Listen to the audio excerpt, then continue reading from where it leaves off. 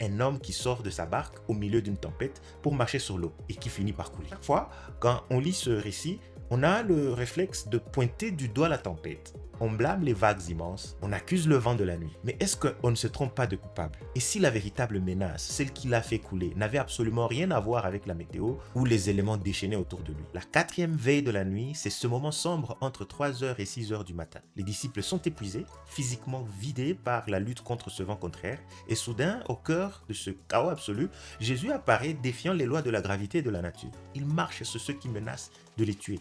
L'objectif premier des évangiles est de nous révéler qui est Jésus. Et ici, on est les témoins directs de sa divinité. Il n'est pas seulement un sage ou un prophète, il est celui qui a le pouvoir de marcher sur l'eau et l'autorité souveraine de permettre à l'un de ses disciples d'en faire autant. Il commande tous les éléments chaotiques et troublants de notre existence. Mais voici quelque chose. Parce que Jésus détient le contrôle absolu, on ne peut pas espérer comprendre ce qu'est la foi sans d'abord le connaître, lui.